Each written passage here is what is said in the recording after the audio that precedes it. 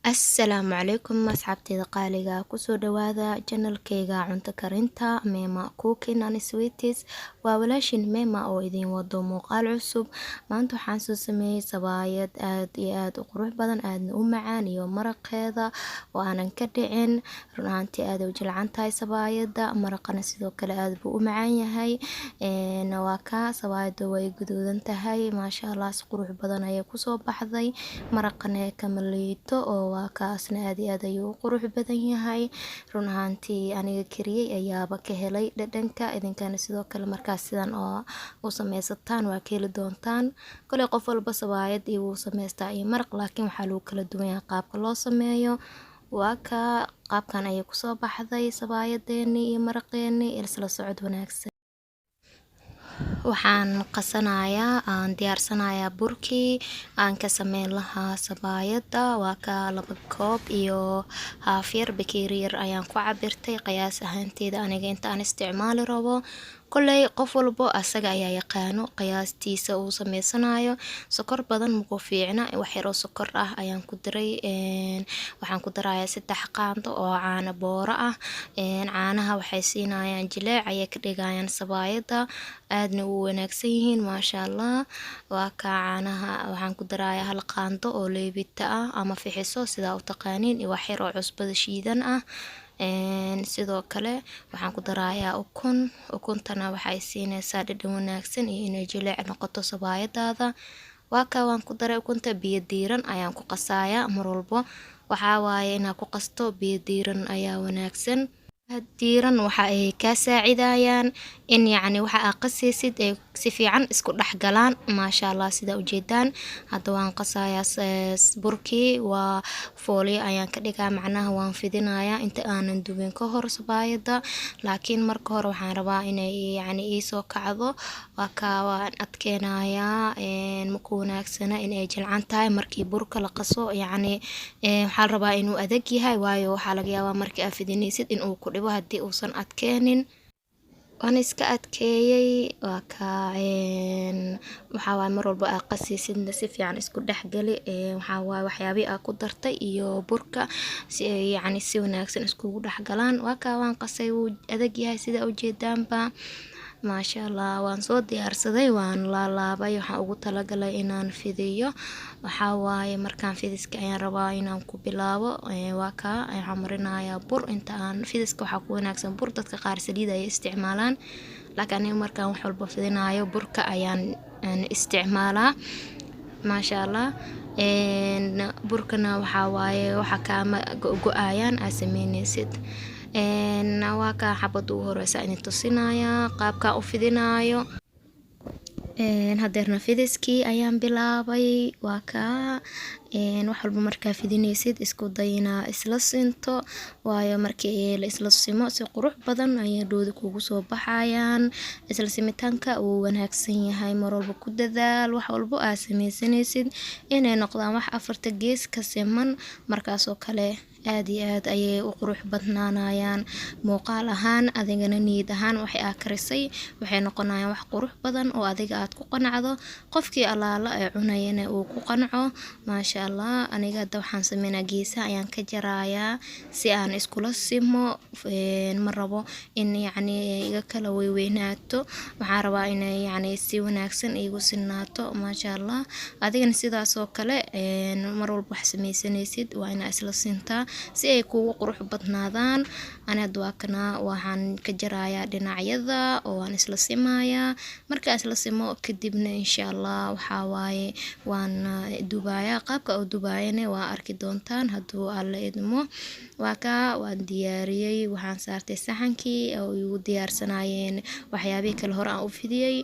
haddana waa kana birta ayaan soo saaray, maadaama aan kuukar ku karinayo aan ku dubayo, yacni birtii aan usoo gatay sabaayada waxay iga noqotay khafiif, ayay iga noqotay. sidaas daraadeed birta canjeerada ku sameysana wax mushkila ma lahan.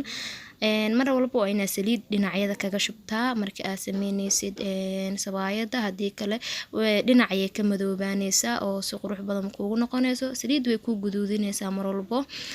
haddii aad ku dubtid sabaayada gaduud ayay kuugu soo baxaysaa oo qurux badan. ani saliid ayaan isticmaalay sida arkaysaybo. waa ka maasha Allah gaduud ayay bilowday inay gaduudato sabaayadeeni. gaduudkana waxaa waaye waa qurux, wuxuu ka dhigaya waxaa samaysanaysa inay qurxanaadaan, in ay bislaadaan. mar walbana dab yar waa inaad ku sameysaa. haddii aad dhuxul caadi isticmaalaysid inaad dabka iska yaraysid, haddii aad isticmaalaysid kuukarna iska gaabi dabka, haddii kale way kaa gubanaysaa. waa garateena u maleynayaa. marka waa ka maasha Allah waana gadiyay. dhinaca kalena saliid ayaan kaga shubay si ay ayadana gaduud qurux badan ay noogu soo baxdo. mar walbana waa inaa warwareejisid, haddii kale aadan iska gambisid way kaa gubanaysaa. haddana waa kaa waan gadinay maasha Allah gaduud ayay kusoo baxday. waa ujeedaan sabaayadeeni sida wacan ay noqotay maasha Allah. sabaayad qurux badan oo jilcan oo la cuni karo oo softi ah ayay noogu soo baxday. aad iyo aad ayaa aniga ula dhacay. saliid yar ayaan dabka saartay, basal ayaan ku carfiyay.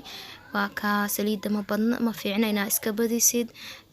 hilibkii ayaan ku darayaa. mar walba ka ilaali waxa aad karinaysid inay kaaga dhagaan salka weelka aad ku karinaysid. si fiicanna waa inaa u walaaqdaa ama u calaanjisaa. af Soomaali qof walba siduu garanayo. hilibka markii sidaan oo kale aad isku dhexgelisid, waxa wanaagsan inaa huurisid oo biyo ayuu dhalayaa markaas oo kale. waa ujeedaan hilibkeeni asagoo biyo leh oo asaga ahaan ka imaaday kabsar iyo tuun isku tuman ayaan hadeertaana ku darayaa.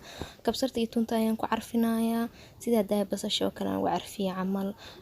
ma wanaagsan in kor looga daro, haddii kale kabsarta iyo tuunta kuusoo dhadhamaya markaa maraqa cunaysid. waxaa wanaagsan hilibka lagula daro markii koo la karinaayo. haddana waxaan ku darayaa sidii loo yaqaan jabbaha ka samaysan qudaarta ama bariis macey sida u garanaysid oo hal qaando ah ayaan ku darayaa.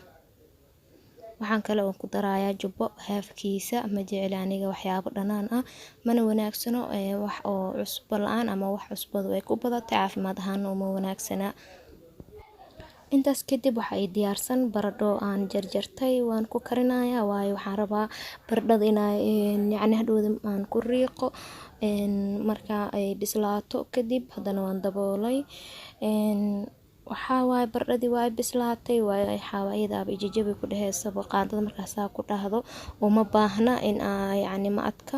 haddana waxaan ku darayaa karootadii ayaan ku daraa. waayo karootada waxaa loo baahan yahay inay bislaato. baradhadii karootadana waa mar walba waxaa adag karootadii waa bislaatay. baradho aan korka uga dari lahaa ayaa ii diyaarsan, waan korka uga daray sida ujeedaanba. baradhada waxaa biseel looma rabo, wax yar ayaa loo baahan yahay kaliya inay dabka aad ku haysid. biseel daran looguma talagelin. waayo waxaa waaye baradhada markii yacni maraq lagu daro waxay ku macaan tahay ama ay ku fiican tahay inayna zaid kaaga bislaanin. waan daboolay wax yar kadibna waxaan ku darayaa basashii iyo barbaroonigii. laakiin aniga waan ka damiyay kuukarka oo suugada aan dhahay maraqa ma loogu talagelin in isagoo kulul oo karkara basashii barbarooniga lagu daro. waayo way kaa bislaanayaan. haddii ay kaa bislaato basashii iyo barbaroonigana dhadhan fiican malahan oo ma ku fiicna maraqa. marka waa ka maraqayna wuu noo bislaaday. basashii barbaroonigana markii aan dabka dejino kadib ayaan ku daray. maraqayna sidaan ayuu kusoo baxay macaanta badan. kaale iska arag maasha Allah. maraqayni waa kana. asxaabta qaaliga waa tanaa sabaayadii oo softi ah oo labada dhinac ka gaduudan. aad iyo aadna u jilcan oo aanan ahayn wax adag oo ujeedaan filayaa maasha Allah. aad iyo aad ayay u macaan tahay una jilcan tahay sabaayada. waa kana waxaa waaye sabaayadeeni sida loogu talagalay ayay kusoo baxday maasha Allah. dhadhankeeda aniga idinkaaga warami karo, laakiin idinkana markaa sidaan oo kale u sameysataan ayaa ogaanaysaan. waa kan maraqii isagiina oo aad iyo aad u qurux badan qaab ahaantiisa markii la eego. dhadhan ahaantiisana aad iyo aad u macaan. marka waa ka asxaabteeda qaaliga channelkayga Mema Cooking and Sweeties subscribe saara. mar walbana isla socod wanaagsan, comment, like, share. aad iyo aad u mahadsantihiin.